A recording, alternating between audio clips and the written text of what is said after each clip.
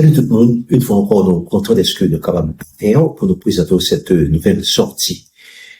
Je dirais, nous avons continuer avec le même thème qui était, en fait, qu'on était déjà commencé depuis la fois dernière.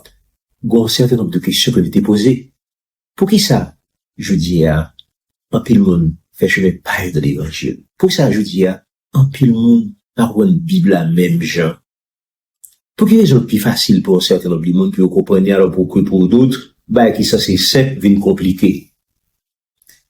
Lorsqu'on s'réfléchit à un problème ça, nous voyons que il y a une raison qui fait que on bagaille dans le même verset, on l'autre bagaille, là nous on l'autre bagaille là, nous dit des choses totalement différentes, qui pas concorder l'une avec l'autre, mais c'est que tout le monde pas rempli les conditions pour comprendre la Bible, la parole de Dieu.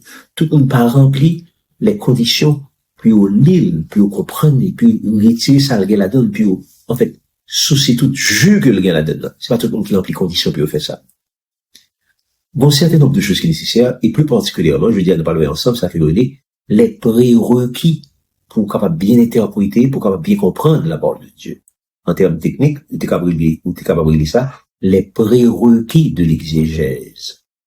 En d'autres termes, tout ça qui est nécessaire pour nous comprendre leur lili, leur tendel, pour comprendre automatiquement la parole de Dieu.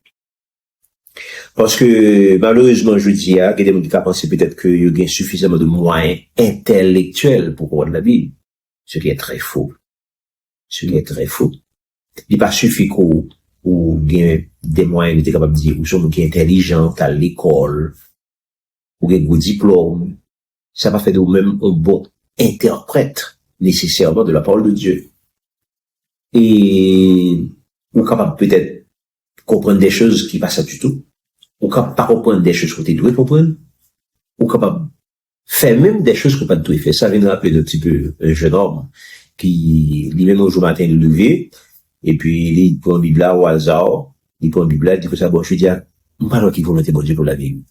On t'a aimé qu'on volonté bon Dieu pour la vie pour finir je dis, et puis il prend une Bible, chaque livre, et puis il ouvre dans un passage, au hasard, et puis là, je dois venir, et puis il regarde des passages là, il tombe sur Matthieu 27, verset 5 qui dit, Judas alla et se pendit. Il dit, oh, est-ce que c'est volonté bon Dieu pas, non, est-ce que c'est volonté pour que moi, mal et mon bonne tête, moi, j'ai dit, ah bon, probablement, j'ai fait une Bible encore, et puis, il ouvre, et puis, il a regardé, il est tombé sur Luc 37 qui dit, toi, va et fais de même.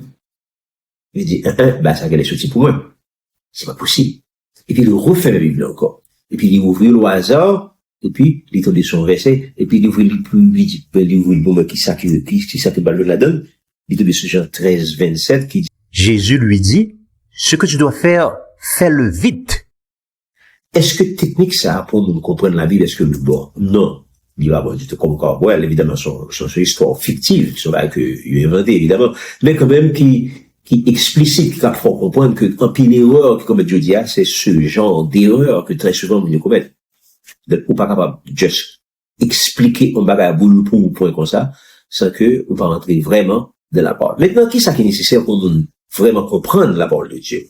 Qu'est-ce qui est nécessaire? Eh bien, là, on ouvre la Bible, là, ouais, là, étudier la Bible en fond et en large, ouais, que, un certain nombre de raisons que la parole de Dieu baille pour nous capables bien comprendre, leur lire.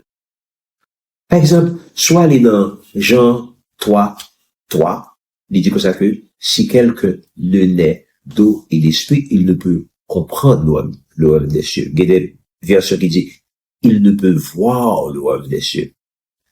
Donc, en d'autres termes, on n'est pas capable, ouais, le royaume de Dieu, si on pas naître d'eau et d'esprit. En d'autres termes, si on pas gagner Jésus dans la vie, si on pas gagner le Saint-Esprit de Dieu de la vie. Donc, quand on parle d'eau, c'est un symbole du Saint-Esprit. Donc, en d'autres termes, une condition qui est nécessaire, un prérequis qui est nécessaire pour comprendre la parole de Dieu, c'est qui s'allie, c'est le Saint-Esprit. Jean 3, qui dit nous que si tu ne nais d'eau et d'esprit, tu ne peux rentrer dans le royaume des cieux, tu ne peux voir le royaume des cieux. De même, Jérémie dit nous à peu près quelque chose dans la même veine. Il dit nous concernant Jérémie 31, verset 31 à 33, il dit nous concernant, voici les jours viennent, dit l'Éternel, où je ferai avec la maison de Juda et de la maison d'Israël une alliance nouvelle, la nouvelle alliance. Non pas comme l'alliance que je traitais avec leur père le jour où je les saisis pour la main pour les faire sortir du pays d'Égypte, c'est-à-dire qu'ils ont violé, pour que je sois leur maître, dit l'Éternel, mais voici l'alliance que je fais avec la maison d'Israël. Après ces jours-là, dit l'Éternel, je mettrai ma loi au-dedans d'eux. Je l'écrirai dans leur cœur, et je serai leur Dieu, et ils seront mon peuple.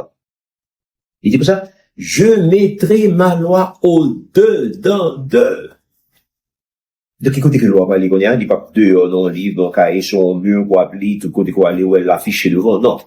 Dorénavant, avec la nouvelle alliance, c'est toujours la même loi, mais sauf que c'est là à écrire dans le cœur.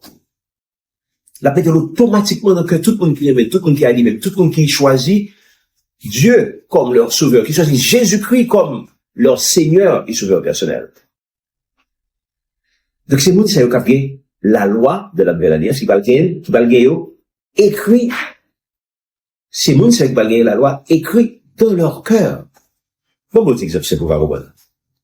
Ça veut dire que dorénavant de la nouvelle alliance, ou pas nécessairement, c'est l'ouvrir livre là, l'ouvrir Bible là, pour aller chercher qui ça bon Dieu dit dans telle situation, mais pour qui sa parole l'a dit, mais des côtés qu'on arrive, ou pas même que Bible là, pas porter demain, mais pour autant, on va connaître qui ça pour faire. Il y a des situations qu'on arrive, on va connaître que si tel bagage pour faire, si le biblique, si le pas biblique, si bon Dieu d'accord, si bon Dieu pas d'accord, si bon Dieu voulait, si bon Dieu pas voulait, on va connaître. Parce que vous parlez dans vous-même, quand parlez, quand dit non, il va pas faire ça, non, il va pas dire ça, non, il va pas capable d'aller côté ça. Vous parlez dans vous-même, qui est à discuter avant, qui est à battre avant, pour faire d'accord, mais pour faire pas d'accord, pour faire tel bagage, ou pour faire pas faire tel bagage. Vous parlez dans vous-même, au plus profond de vous-même, quand fait ça. C'est ça, ça veut dire, je mettrai mes paroles dans leur cœur. Donc c'est ça que, Jérémie 31 dit.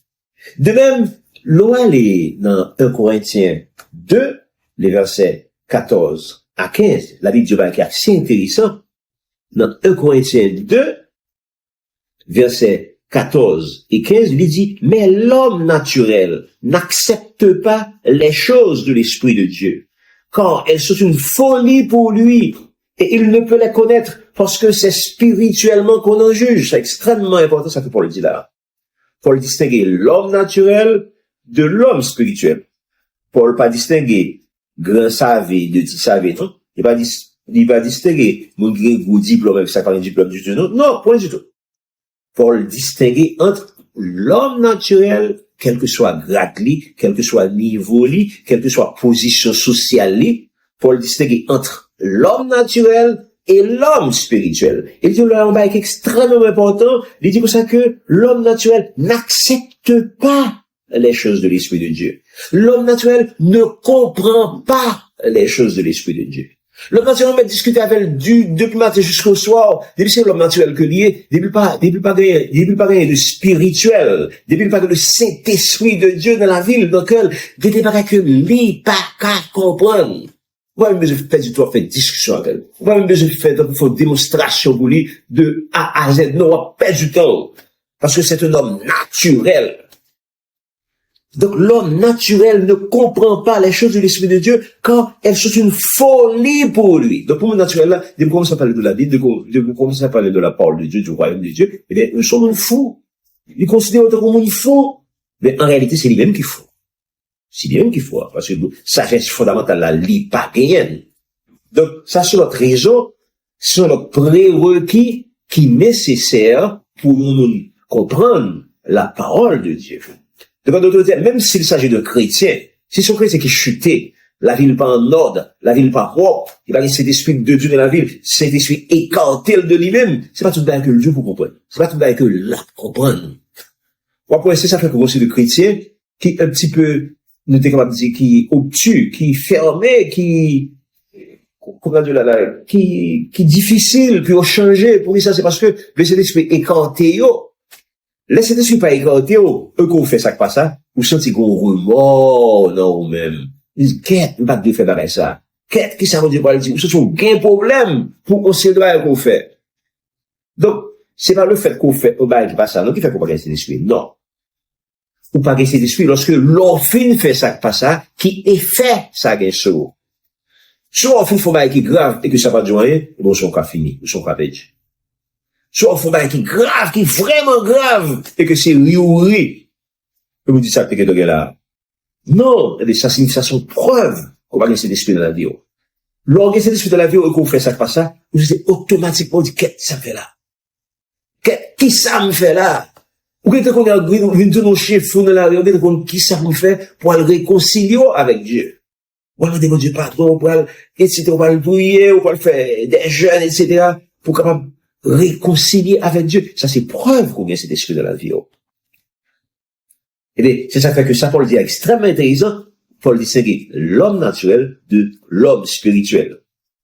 Quand on pense dans la Bible qui est intéressant, et la Bible dit, non seulement que distingue l'homme naturel de l'homme spirituel, mais la Bible, bien que la Bible dit tout, la Bible dit que la parole de Dieu, c'est pas un bagage qui compte changer. Pour comprendre la parole de Dieu, il est important pour qu'on ait que la parole de Dieu ne change pas. Jean-Isaïe été dit, l'herbe sèche, la feuille tombe, mais la parole de notre Dieu demeure éternellement. Comment répétez-vous encore? L'herbe sèche, la feuille tombe, mais la parole de notre Dieu demeure éternellement. Et donc, pile côté dans la Bible là, que démontrer ça. Que le démontrer que la parole de Dieu est éternelle. Ça veut dire que la parole de Dieu est éternelle. Mais la parole de Dieu est éternelle, ça veut dire que, gon série de bagailles qui dit de l'éternité, il est valable à la création. Gon cela qui te dit à la création, il est valable pendant tout l'Ancien et tout le Nouveau Testament. Il y a qui dit pendant l'Ancien et le Nouveau Testament, mais même bagaille ça qui dit dans l'Ancien et le Nouveau Testament, il est valable pour époque qui passe, comme le valable, pour le faire valable pour époque passée. Eh bien, pour comprendre, on sait le bagaille qui t'est passé dans l'époque passée, eh bien, c'est pour qu'on ait justement que la parole de Dieu lit éternelle. Gosse de action que nous posons dans l'Ancien Testament, pour comprendre action ça, c'est voir une justification dans le Nouveau Testament. Quand il exemple que nous doit avoir, chaque exemple que nous doit avoir. Nous doit aller dans Apocalypse 14, verset 6, côté que, apôtre là, il dit que ça, puis je vis un ange qui proclamait un évangile éternel pour l'annoncer aux habitants de la terre. Donc voilà, Apocalypse 14, qui est un ange, qui a proclamé un évangile éternel. Ça, c'est que l'évangile de Jésus-Christ est éternel. Est-ce qu'il y a des preuves de la vie, est-ce qu'il y a des preuves de la Bible pour montrer que l'évangile de Jésus-Christ est éternel? Oui, certainement, chargé. Venez pour exemple, c'est le premier exemple que nous avons pour prendre dans Genèse 14, maintenant. Genèse 14, c'est côté que nous aimons Melchisedec, pas vrai? Qui manifestait, Abraham vini, lui présenter à Melchisedec en dîme. Abraham offre la dîme de tout à Melchisedec. Et à son tour, Melchisedec lui baille Abraham. Il fait pour Abraham un sacrifice du pain et du vin. Il baille Abraham manger pain, il baille boire du vin. La communion du pain et du vin que Melchisedec a fait que le présenter à Abraham. Question. Comment cela est-il possible pour que un bagaille qui va le faire dans le Nouveau Testament, on va le développer au niveau de Matthieu 26, 27, par exemple, les Jésus il passer par la croix, juste avant la Pâque, d'ici par le modèle pour la célébrer sur la Pâque, mais il parle, tout dispositionné, il dit, mais ça pour à côté tel, dit, pour l'ouvrir, en fait, tout, pour le mettre à notre disposition, en chambre. Pas vrai? Ensuite, il acheté tout ça que vous avez acheté. Il a acheté l'agneau, sans défaut, il a acheté en fait un bon agneau, selon la tradition. Et puis, on mangeait. Il cuit l'agneau, il finit de manger. Texte dit comme ça. Après le repas, Jésus prit du pain. Il le rompit, il le donna à ses disciples, en disant, prenez et mangez quand ceux-ci aiment encore. Pour la première fois, sacrifice de l'agneau pascal là, mais c'était le dernier agneau qui était sacrifié pour les croyants. Jésus, il est venu avec la Sainte Seine, c'est-à-dire le sacrifice du pain et du vin, que Melchisedec t'était en ouais depuis Genèse 14. Donc Genèse 14 pour accomplir dans le Nouveau Testament. Et puis, pour que Jésus-Christ mette sous sa Melchisedec faire, Il dit que dorénavant, nous-mêmes, nous sommes sacrificateurs tout, mais non pas selon l'ordre de Lévi, nous sommes sacrificateurs selon l'ordre de Melchisédek. Voilà. Donc, en d'autres termes, ça Melchisédek fait, c'est pas un bagage fortuit, c'est pas un bagage qui était fait au hasard, mais c'est un bagage qui était fait parce que c'est comme si on prophétie que Melchisédek fait. Donc, il va Abraham manger pain, il va boire du vin, mais en prévision de ça que Jésus-Christ va le faire, il va mourir sur la croix, mais sauf que, pour nous, en fait, représenter Jésus-Christ mourir sur la croix, nous n'avons pas besoin d'agneau mâle, sans défaut et sans tâche de Exode 12. Ben, ça va le finir dorénavant. Et puis, qu'on y a, c'est le pain et le vin. Le pain qui va représenter le corps de Jésus et le vin qui va représenter son sang. Donc, ça va se dire que l'évangile est éternel. Et puis, d'ailleurs, agneau pascal, ça, qui était sacrifié avant que, comme, lors du sacrifice des derniers nés, 10e plaire, le sacrifice de l'agneau pascal. Eh bien, depuis les fin fête, Paul a dit que Jésus-Christ est l'agneau de Dieu immolé avant la fondation du monde. Apocalypse 13, Jésus-Christ est l'agneau immolé avant la fondation. Donc c'est pas Thomas qui était fait au hasard. Les Jésus-Christ est venu et qu'il est représenté par l'agneau. Pas vrai, l'agneau mâle, c'est des fois, son décision qui était de prendre depuis l'éternité. Donc, c'est façon de dire que la Bible a fait un bloc. Donc, quand on parle de Jésus, Jésus est monté là depuis l'éternité. Le sacrifice de Jésus sera qui est décidé depuis l'éternité passée. Et apôtre Pierre, il parle comme ça, Jésus est l'agneau immolé dès la fondation du monde. Donc, en d'autres termes, c'est tout un évangile qui traverse et qui prend naissance de l'éternité passée, qui était présent à la fondation du monde, qui était présent dans l'Ancien Testament. Évidemment, dans l'Ancien Testament, peut-être pas dire ça, qui ça agneau pascal veut dire chez dans l'Ancien Testament, mais il a fallu des prémices. Il a fallu des types, des exemples, des symboles. Pas vrai? Donc, tout ça, c'était l'ombre des choses à venir dans l'Ancien Testament. Pas vrai? Donc, les Jésus va venir, c'est pour dire, c'est dans ça. Donc, il dit que l'évangile est éternel. L'évangile est éternel. Donc, si l'évangile est éternel, est-ce que la parole de Dieu que le débat pas Moïse, il a dit comment, est-ce que l'éternel tout? Certainement, il est éternel.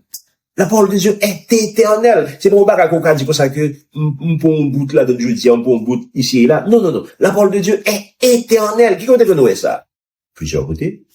Il a été dit, l'herbe sèche, la feuille tombe, mais la parole de notre Dieu demeure éternellement.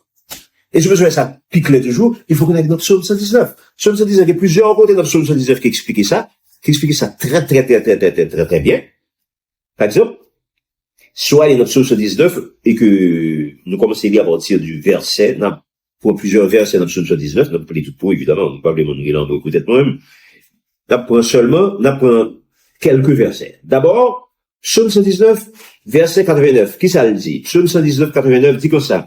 À toujours, ô Éternel, ta parole subsiste dans les cieux. À toujours, ta parole subsiste dans les cieux.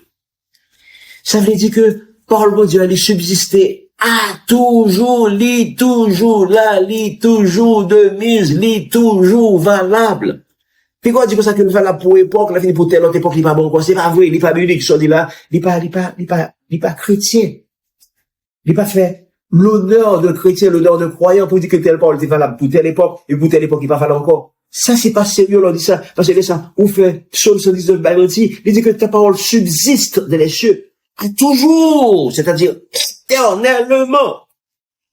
Toujours dans psaume 119. Là, allez dans verset 142. Il dit, ta justice est une justice éternelle. Et ta loi est la vérité. Donc ta justice est une justice éternelle. Il va là-bas.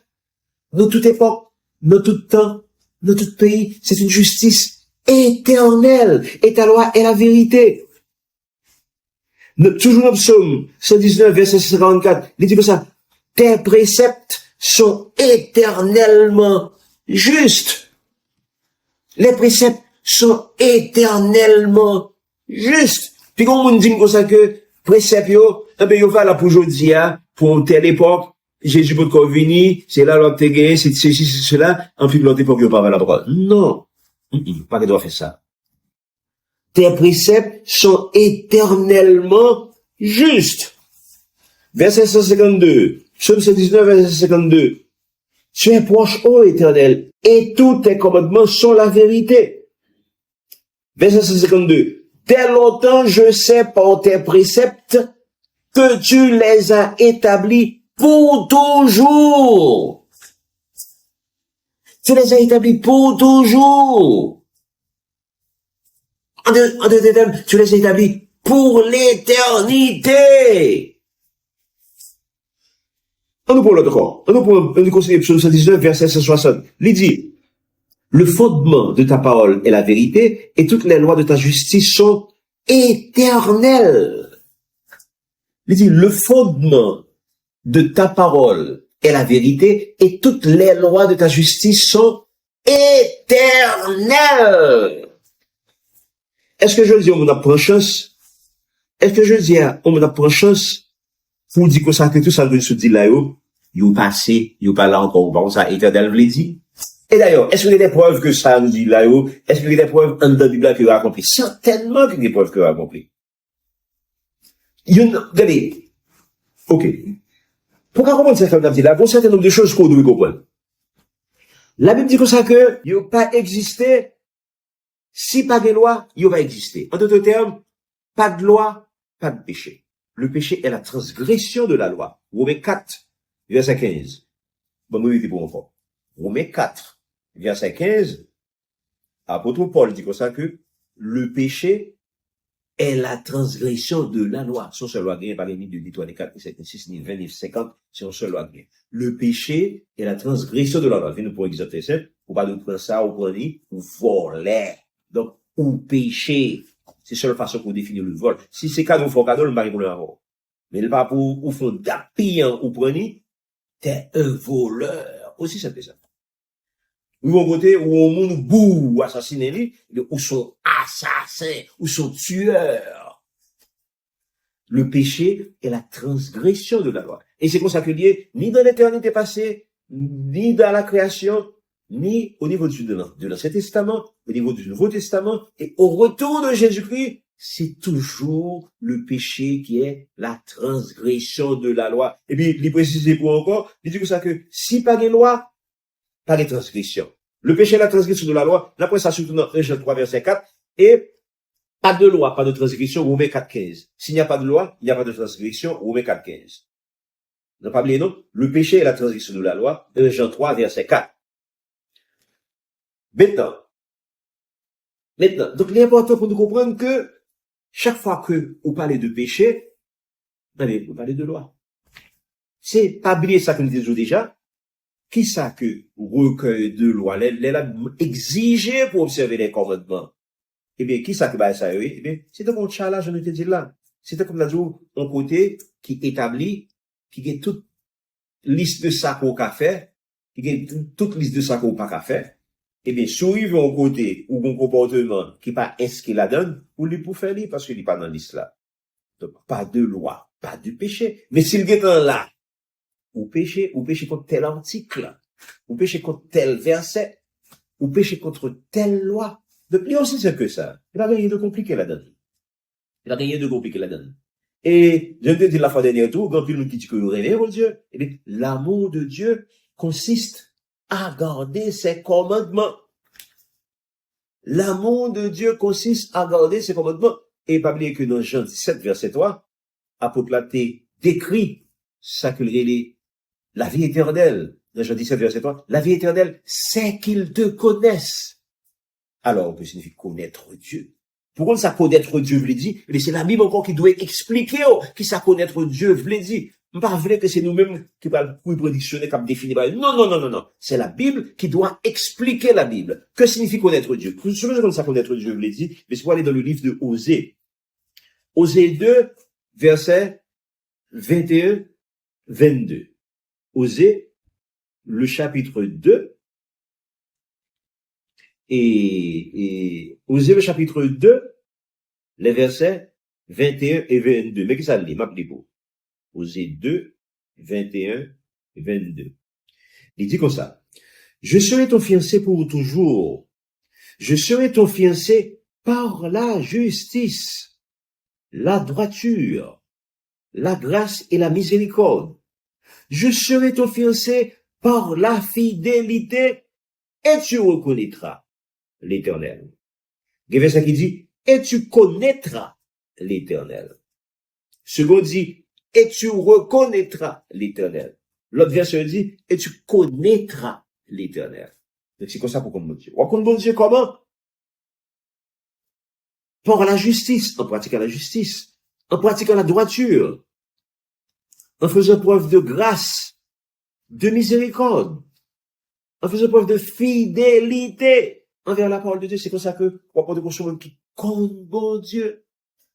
Donc les gens disent que la vie éternelle, c'est qu'ils te connaissent. Et bien, on va montrer qu'on connaît mon Dieu en pratiquant l'amour, en pratiquant, d'ailleurs, Jean dit le tout, dans 1 Jean 2. Et à ceci, tu connaîtras les enfants de Dieu et les enfants du diable. Les enfants de Dieu pratiquent l'amour, les enfants de Dieu pratiquent la justice. Donc, c'est pratique ça, c'est habitude ça, c'est pas ça que observer ça, que oser dire, que Jean dit, que tout le monde ça dit même bagaille là. C'est ça qui montre que, ou connaît bon Dieu. Ou connaît la parole de Dieu, c'est comme ça qu'on montre que, ou sont serviteurs de Dieu, que sont petits de bon Dieu, que, ou gagne le Saint-Esprit de Dieu dans la vie, c'est l'on fait bagaille ça, Est-ce qu'il y a d'autres exemples dans la Bible là qui montraient, qui prouvaient que la loi, justement, c'est qui est éternel? Certainement. Bon, ça qui est intéressant, c'est que, débat dans Genèse 14, un verset, qui prouvait que, Apocalypse 14, c'est quelque chose, qui prouvait que Matthieu, Marc, Luc, Jean, les évangiles de Jésus-Christ, eh bien, il était appliqué, il était d'application dans Genèse 14. Hein? Et de tout que Jésus est l'agneau immolé dès la fondation du monde. Apôtre Pierre a dit comme ça que Jésus-Christ est l'agneau immolé, l'agneau prédestiné avant la fondation du monde. Donc, il a parlé de l'agneau immolé, il a parlé de Jésus-Christ en fait ses sons. Décisions ça, sont décisions qui étaient un point avant la fondation du monde. Vous ne pouvez pas exemple pratique qui pipe clair toujours. Mais non, pas exemple que moi m'empile, c'est l'exemple de Caïn et Abel. L'exemple de Caïn et Abel est extrêmement intéressant. Bon, on pense que il est toujours bon pour nous retourner sur lui. Voilà dans la Bible, l'année dans Genèse 4, nous avons deux messieurs Sayo, Caïn et Abel. Nous voyons que Caïn a fait jalousie pour Abel. Au point que Caïn va côté Caïn tuer Abel. Pour qui ça? Parce que Abel jouait une faveur devant l'Éternel, alors que Caïn pas joué une faveur devant l'Éternel. Question. Pour qui raison que deux monsieur Sayo, pas vrai? Caïn et Abel fut berger et Caïn fut laboureur.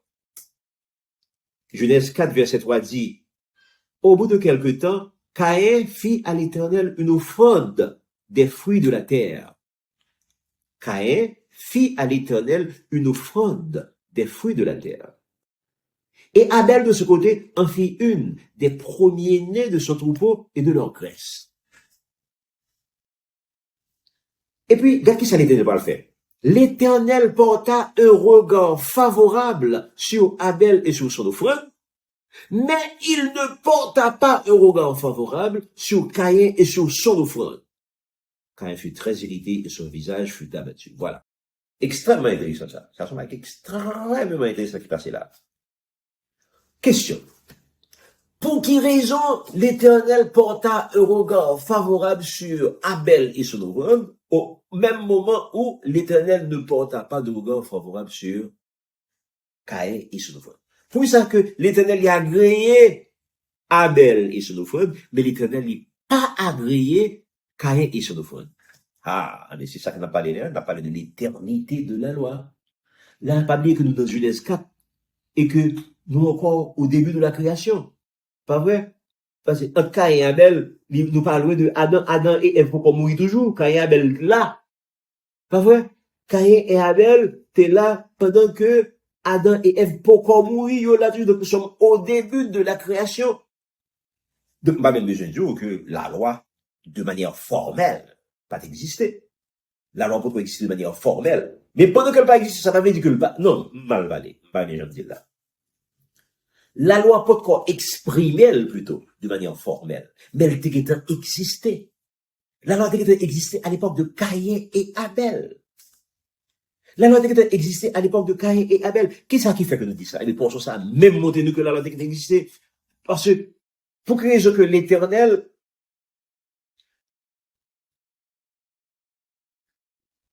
pour que raison que l'éternel agréait Caïn, ou plutôt, pour que raison que l'éternel agréait Abel et son offrande, mais l'éternel pas agréé Caïn et son offrande. Ah, mais c'est une réponse simple. C'est parce que Abel lui-même, il était obéi à la loi de l'éternel, alors que Caïn pas obéi à la loi de l'éternel. Il dit, oh, frère Charles, par contre, dit là, non. Et puis on dit que Abel était obéi à la loi de l'éternel, côté que Caïn pas obéi du tout à la loi de l'éternel. Oui, certainement, c'est ça que nous dit. Nous dit ça parce que, justement, la parole de Dieu est éternelle. Ça veut dire. Ça veut dire que, le fait qu'on dit que l'éternel là, veut dire que il fait autorité depuis l'éternité passée. Il fait autorité à la création. Il fait autorité durant l'Ancien Testament. Il fait autorité durant le Nouveau Testament. Il fait autorité au niveau du retour de Jésus-Christ et jusqu'au niveau de la nouvelle Jérusalem. La loi de l'Éternel fait autorité en deux termes. De l'éternité passée à l'éternité future, la loi de l'Éternel, il fait autorité. Et c'est ça que Jésus va dire Matthieu 5. Il dit, il va dire, parole ne va pas subsister tant que le ciel et la terre ne passeront pas. Ah bien, mes paroles ne passeront pas. Aussi simple que ça. Tant que ciel et terre, Jacques est là, parole est toujours là. Donc, il fait autorité. Et qui ça qui prouvait justement que Caïn et Abel étaient en bas parole, ça. Mais tout simplement, c'est parce que les gars, les nous quitter Genèse 4, n'allez dans Exode 34. Mais qui ça que nous jouons? Exode 34 pour le confirmer pour nous. Pour quelle raison? Bon Dieu était agréé. Abel, il n'est pas agréé Caïn. Exode 34 va dire nous ça. Qu'est-ce que ça, Exode 34 dit? Exode 34 dit comme ça. Exode 34, le verset 26. Exode 34, verset 26, dit comme ça. Tu apporteras. Ça, c'est Moïse, comme une loi. Enfin, dans l'époque Moïse là, Moïse a une loi qui est éternelle, mais Moïse a exprimé pour le peuple de Dieu. Moïse dit comme ça. Tu apporteras à la maison de l'Éternel ton Dieu les prémices des premiers fruits de la terre. Voilà. Les fruits de Caïn. On doit retourner au texte pour comprendre les fruits de Caïn. Au bout de quelques jours, Caïn, et en fait, Genèse 4, verset 3, au bout de quelques temps, Caïn fit à l'Éternel une offrande des fruits de la terre. Ouais, ça texte a dit. Caïn fit une offrande des fruits de la terre. Alors que, texte l'a dit, dans Exode 34, verset 26, tu apporteras à la maison de l'Éternel, ton Dieu, les prémices des premiers fruits de la terre. Donc, en d'autres termes, Caïn, bon Dieu pas agréé au fond de Caïn, c'est parce que Caïn pas offert les prémices, Caïn était offert des fruits. Il offrit des fruits, fit à l'Éternel une offrande des fruits de la terre. Qui ça a été de fait? Il était offert à l'Éternel une offrande des prémices. Il était offert à l'Éternel les prémices des premiers fruits de la terre. En d'autres termes, c'est pour être sûr que, qui est mon ça, premièrement, Google produit, c'est pour te le à l'Éternel. Pieds avocats ça, premiers avocats que c'est pour te le à l'Éternel. C'est ça que les prémices, les premiers fruits d'un arbre de production au côté de l'Éternel. Ou font jardin, premier récolte, font jardin de juillet, première récolte là, c'est la donne pour porter, l'Éternel. Pour porter l'Éternel. Donc c'est ça que les prémices des fruits de la terre. Les premiers des fruits de la terre, des premiers fruits de la terre. Alors que, Abel lui-même pas fait ça. Qu'est-ce que ça texte a dit pour Abel? Abel de ce côté, toujours, Genèse 4, verset 4, et Abel de ce côté en fait une des premiers nés de son troupeau et de leur graisse. Vous savez ça Abel fait lui-même? Abel, il est vrai que son éleveur lié, il c'est on gador, des bêtes. Donc, mais Abel de ce côté en fait une des premiers nés de son troupeau et de leur graisse. Regarde qui ça? Exode 34 dit, doit offrir à l'Éternel un animal. Regarde qui ça côté doit faire. Il dit comme ça, dans Exode 34, verset 19, tout premier-né m'appartient, même tout mâle premier-né, dans les troupeaux de gros et de menus détails. Ouais, tout premier-né m'appartient. Et puis Abel même, dans qui ça Abel t'es l'Éternel, Abel de ce côté en fit une des premiers-nés de son troupeau. Ah, voilà. Abel t'as doit juste prendre puis belle cabrit là, puis belle bœuf là, puis belle, etc. Il t'a doit prendre là dedans puis bien campé, bien en forme. Non, c'est pas ça qui intéresse l'Éternel. Ça qui intéresse l'Éternel, c'est le premier-né. D'ailleurs, c'est ça qui fait que l'Éternel se frappe Pharaon, qui ça le fait dans 10e pléa, il frappe les premiers-nés. Le premier-né est important pile, vous savez. Donc, c'est comme ça pour comprendre. Donc, comment Abel t'a fait connaître pour le présenter sacrifice des premiers-nés de son troupeau? Eh bien, tout simplement, le cap dit que, à la création, c'est la Trinité qui était à l'œuvre. Dieu le Père était à l'œuvre, Dieu le Fils était à l'œuvre, Dieu le Saint-Esprit était à l'œuvre. Or, par là qu'on y a, je mettrai, oubliez, Jérémie 31, te dit, je mettrai mes lois dans leur cœur. Donc, en d'autres termes, l'Esprit de Dieu met des lois dans le cœur des croyants, de tout le monde qui gagne foi en Dieu, met des lois dans le cœur. Dans le cœur, yo. Donc, là, on peut quoi écrire à la main, on peut quoi écrire plaqué au côté, mais il était dans le cœur. Et les serviteurs de Dieu étaient dans le cœur. C'est ça fait que Melchizedek connaît pour te faire ça, te faire. Parce que le Saint-Esprit était là, dans le cœur. Même Abraham, dans Genèse 26. Abraham va faire même là, dans Genèse 26. Parce que toute époque ça, pas oublier que ça, Caïn et Abel fait, Moïse peut venir, Moïse peut exister. Et dans Genèse 26, c'est le mouvement tout. Dans Genèse 26, Moïse peut venir, Moïse peut exister, Moïse peut obéir la loi de Moïse.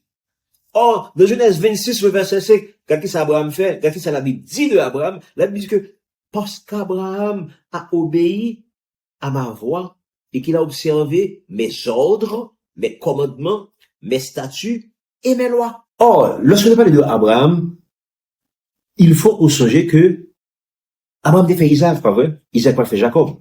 Jacob a fait 12 petites, ou plutôt 13 évidemment, les nous mettez ici dans la donne. Abraham a fait 12 petites, les 12 tribus d'Israël. Et tribus qui parlent intéresser nous encore sur ça, c'est la tribu de Lévi. Parce que Moïse pourra le sortir de la tribu de Lévi. Donc Moïse c'est petit Abraham. Or, voilà que Abraham qui exécuté des ordonnances, des commandements, des lois, des préceptes, que petit, lui prend le bail. De côté le jeune, c'est toujours le Saint-Esprit qui était là lui-même. Donc, Abraham, parce qu'il était observé, de Dieu bénit Abraham, abondamment, parce que Abraham t'a obéi à ma voix, et qu'il a observé mes ordres, mes commandements, mes statuts et mes lois. Et même là, pas arrivé tout. Est-ce qu'il y a un exemple de l'éternité qui prouvait que la loi était observée? Certainement. Parce que pas oublier que quand on parle de création, le premier vague qui était créé, c'était les anges. Pas vrai? De l'éternité passée, le premier vague qui dit que Moïse était créé les anges. Et pas oublier tout que les anges étaient entrés en rébellion contre Dieu. Et, nous te voyons que, de l'éternité passée, Lucifer, c'était un plus bel ange qui existait. Texte a dit, loi est dans Isaïe 14, pas vrai? Ézéchiel 28. Eh bien, texte a dit comme ça que, texte a dit que, tu étais intègre dans toutes tes voies jusqu'au jour où l'iniquité a été retrouvée chez toi. Jusqu'au jour où tu parles d'iniquité. Oh, pas oublier que, qui ça iniquité a été? L'iniquité est la transgression de la loi. Donc, comment on fait dire que, parce que, en fonction de quelle loi, il a jugé Lucifer de l'éternité passée. Pour qui ça, on dit que Lucifer a été péché? Est-ce qu'on va faire Lucifer abus? Parce que si le péché est la transgression de la loi, eh bien, en fonction de quelle loi que, ou t'es jugé Lucifer et qu'on prenne, ou pimpel, ou précipiter Lucifer et le tiers des anges qui étaient accompagnés eux. Eh bien, tout simplement, c'est parce que, justement, le péché est la transgression de la loi. Jean 3, verset 4. Si le péché est la transgression de la loi, eh bien, si je que Lucifer a été péché, c'est parce que, justement, la loi t'est là, dans l'éternité passée. Et c'est parce que, justement, la loi était là, que Michael va venir, Il prend Lucifer, pim, dans Colette, et puis il boum, il la gueule dehors. Et puis il met dehors tout ange qui était prend parti pour Lucifer, il met tout dehors. Donc c'est une façon de dire que depuis l'éternité passée, eh bien justement, la loi était d'application, il était en application. Il était en application. Donc, voilà, donc, c'est peut-être raison ça, que je dis, nous devons connaître que la parole de Dieu est éternelle. Et que je dis, malheureusement, nous avons des gens qui prennent la Bible, de chaque Bible. Ils font faire plusieurs morceaux. Ils font plusieurs morceaux. Ils détachent, mon bout de Bible, ils font faire, disons, n'importe une dizaine de morceaux, par exemple. Entre 8 à 10 morceaux. Et puis, chaque morceau, maintenant, responsable, si on verset, on va expliquer votre verset à un morceau. Est-ce que c'est sérieux? Par exemple, si je prends 1 Jean 3, verset 4, puis dans le bout de morceau par là, donc 1 Jean 3, verset 4, il y a une pièce Éphèse, ça t'est passé avant. Si je prends, par exemple, Apocalypse 14, verset 6, Apocalypse 14, verset 6, pas aucun effet sur Genèse 14, côté que Melchizedek va parler de l'évangile, justement. Donc, en d'autres termes, pas une pièce rapport entre Apocalypse et Genèse. Par exemple, côté que, quand Pilba qui dit, il a parlé de l'accomplissement, au paquet de dit de Jésus-Christ. Mais là, on ne peut pas parler de l'accomplissement, parce que, il y a un bout, il y a différents bouts. Il y a quelques bagues qui dit de Jésus-Christ, c'est dans le bout de ça, le désir. Ensuite, dans le bout de ça, on le bague qui dit de Jésus-Christ. Dans le bout de ça, on le bague de Jésus-Christ encore. Donc là, ça, ou tchaquer l'évangile, ou morceler l'évangile. Donc l'évangile est plus difficile à comprendre. Là, ça vient un paquet de monde qui dit, pas d'accord avec ça, pas d'accord, pour ça, parce que ça, il pas sous monde encore, il pas. Oh, l'autre dit pas sous monde encore, l'autre dit qu'il pas existé encore. Ou fait la Bible, il mentit. Ou fait la Bible, il mentit. Ou fait Jésus-Christ vient tourner un menteur. Ou fait Dieu le Père vient tourner un menteur. Parce que la parole de Dieu, c'est la parole de Dieu, c'est la parole de Dieu le Père, qui était baillée par Jésus-Christ. Donc, vous faites ni Dieu le Père, ni Dieu le Fils, vous faites de vous-même des menteurs. L'on dit que tel va pas exister, il était là, pas là encore. Hein? C'est un extrêmement grave, ce qu'on fait là. Donc, l'important, je veux dire, pour nous comprendre que, conseil de bagaille, avant que nous entrions là-dedans, avant que nous parlions des problèmes de Paul, par exemple, avant que nous parlions des contradictions de Paul, conseil de prérequis qui doit gagner, conseil de conditions qui doit remplir avant ça. Pour l'exégète, pour mon capacité de comprendre ce qui a passé. Parce que si pour expliquer Paul, et que c'est, ou chaque Bible là, bout par bout, ou vous l'expliquer Paul, jusqu'à ce que Christ nous pas doit comprendre. On va toujours une discussion, toujours une bataille, etc. On va jamais comprendre. Or, la Bible forme un bloc. La Bible forme un bloc. Et Jésus-Christ dit ça de manière très claire. Deuxièmement, Jésus dit que ça, c'est lui qui a accompli la loi. Et il dit qui a accompli la loi, c'est la fois dernière, ça a accompli avec les dit. Mais Jésus te dit tout que, lui-même, tant que le ciel et la terre va disparaître, t'as goyota, cap tomber de la loi. Ça, c'est le nom de Matthieu 5. Puis devant le parler comme ça, il est plus facile pour que le ciel et la terre disparaissent, sans que parole n'est pas disparaître. Donc, Jésus-Christ lui-même, il bourrade à la parole de Dieu. Parce que il est la parole. Ou comme se mettait la parole était avec Dieu, la parole était Dieu. Jésus-Christ est la parole. Donc, grosso modo, alors dit que parle encore, ou fait de Jésus-Christ un menteur. Et c'est pas sérieux ça. Vous faites du Seigneur de l'univers. Vous faites du Créateur de l'univers. Vous faites de lui-même un menteur. Ça, c'est pas sérieux. Donc, l'important, je veux dire, pour nous comprendre ça, pour nous comprendre que l'abico est là, ce qui est très fragile, il n'est pas appartenu à tout le monde, puis la Bible peut comprendre, parce que Jean-Paul te dit dans 1 Corinthiens 2, verset 14-15, il y a deux types de monde dans la rue, il y a ce qu'on appelle l'homme naturel et l'homme spirituel. L'homme naturel, pas comprendre rien de les choses de l'Esprit de Dieu, parce que c'est spirituellement qu'on en juge. L'homme naturel, pas comprendre rien. Donc c'est l'homme spirituel lui-même qui comprend tout bagaille. L'homme spirituel, le ballon petit bout et il va tout ça. Ballon petit bagaille et il va ça c'est l'homme spirituel. Et l'homme naturel lui-même, regardez, on va expliquer du matin jusqu'au soir. On va expliquer le bouton, regardez, on va faire plus belle démonstration possible et imaginable, c'est jouable. Parce que c'est un homme naturel. On n'a vivre à l'état nature, comme une bête. Il va comprendre rien aux choses de l'esprit. Donc, c'est conditions ça qui doit établir pour nous comprendre la parole de Dieu, pour comprendre les œuvres de Paul, pour comprendre la parole de Dieu, pour comprendre, parce que la Bible, elle a parlé des contradictions de Paul, avant que nous disions oui, c'est vrai, non, c'est pas vrai. Est-ce que nous savons, est-ce que c'est dans l'antinomianisme? Il y a des gens qui disent carrément que l'Ancien Testament n'est pas là encore, mais ce sont des antinomianistes.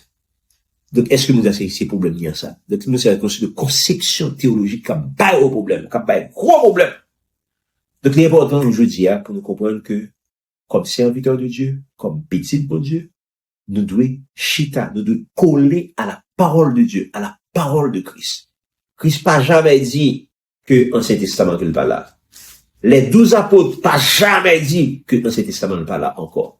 L'apôtre Paul n'a jamais dit que l'Ancien Testament n'est pas là encore. Au contraire, c'est cette parole que vous ne pouvez pas dire, c'est lui qui va le juger au pied de l'autre. Donc, je veux dire, si nous faisons très attention pour que les gros chevaux qui ont reçu de mon homme dit, écoutez avec parole, s'il ne va pas les prendre, s'il ne va pas les laisser le Saint-Esprit changer cœur, alors nous n'avons pas que de pas faire pour lui. Sauf, on se va que de pas faire pour lui, donc à prier pour lui. Que mon Dieu meilleur.